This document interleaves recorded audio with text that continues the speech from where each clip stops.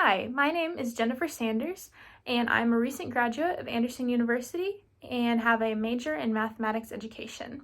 The purpose of this video is to tell you a little bit about what I know, believe, and have done in terms of my educational teaching philosophy and the in-task standards. First, I know that the students that will be coming into my classroom, even though they may be at the same grade level, will be very different from one another. They will be at different developmental levels, physically, socially, emotionally, cognitively, and they will also have a lot of learner differences and be coming from a lot of different ethnic and racial backgrounds and have a lot of different family experiences as well that will affect their education. And I believe that providing differentiated instructions for students to help meet them where they are at is key in helping overcome some of those developmental differences and learning about the student background. And even though it's different than others, that should not affect the way that they are instructed or the expectations that I have for them to be successful. And one way that I've shown this is a program called Heart for Kids that was a reading tutoring program for elementary students. And they were all at different developmental levels for reading. And we learned where they were at developmentally, and we met them where they were at by picking out books that were closer to their reading level and gearing questions towards that developmental level. And we also built relationships with them and got to know their background and their past and their differences so that we could better instruct them. I also know that students need a variety of different learning environments, such as individual and collaborative, and also they need social interaction and they need to be active in their engagement and their learning.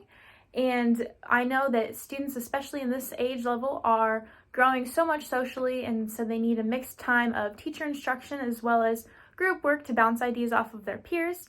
And I should also be, as a teacher, practicing evidence-based practices such as modeling collaborative learning and also providing many opportunities for students to respond. And one way that I have done this in the past was for a math review and a social studies practicum. I provided multiple opportunities to active engagement for students and multiple opportunities to respond and checks for understanding.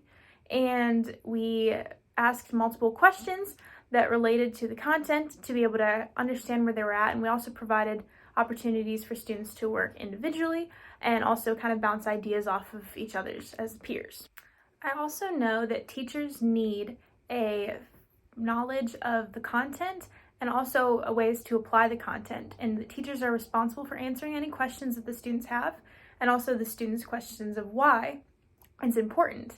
And also teachers need to be creative in their planning of their instruction and application of their content. And they need to be able to relate the instruction and the problem solving to authentic and local global issues, which is really important because I believe that students are developing and they want to be more involved in their community and their global outreach. And so teachers need to be able to apply the content in new and critical ways that will be able to, students can become more involved in the academics and relate it to the real world, and they will be more engaged in the content. And one way that I've shown this is in my math review practicum. I looked through previous tests and assessments to find the best questions to ask and things so that students would grasp the concept the best. But I also provided plenty of application questions and real-world problems and related them to real-life situations and scenarios that they would be able to connect with and engage with more and understand the content better. I understand as a teacher that assessment is very important for gathering information about where a student is at and that students enjoy non-standard assessments. And I believe that as a teacher, it is my job to give them different forms of a variety of assessments, both informal and formal and standard assessments. And I have shown this in my math review by finding different forms of assessment in a program called Pear Deck that was able to give us, we were able to ask questions and it would give us immediate feedback from the students, and we could gauge where they were at during the class and be able to monitor and adjust instruction from there and see what the students were understanding and maybe what they were a little bit more struggling on. And it was also a great way to keep students engaged, and they really enjoyed the alternate form of assessment as well, as opposed to just questions on paper pencil. I know that as a teacher, my goal in planning my instruction should be to meet the needs of all of my students And one of the best ways to do that is by providing a variety of instructional strategies and methods and helping my students apply their knowledge in meaningful ways.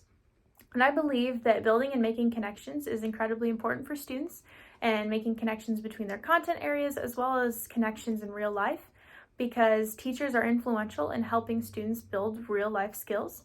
One way that I've showed this is in my middle school practicum. I've created a lesson where students were working with probability, and they were able to be active and hands-on in their learning by flipping coins and rolling a dice and other things that were able to help them be a physical part of their learning, as well as make connections between what they were learning in math content as well as outside world situations where they would be able to use this content, and that helped them be more engaged and understand the content and the problems more. Finally, I know that a teacher's job of learning is never over. They are constantly growing professionally and ethically and collaborating with others, because all teachers and all students have different perspectives and experiences that they can bring to the classroom and best help students learn the instruction and the content. And teachers are constantly adapting their practices as well to meet the needs for every student. And I believe that teachers should always be learning and gaining new concepts, because if a teacher isn't willing to learn, how can they expect their students to learn? And I also believe that engaging parents and family members of students is important in a child's education, and it is my job to foster and encourage that involvement. And also, it is important, I believe, to be active and involved in collaboration with other educators, because they provide alternate perspectives on how best to help students and teach them. And one way that I've shown this is by having the opportunity to co-teach with 3 other educators in a social studies class as well as a math review.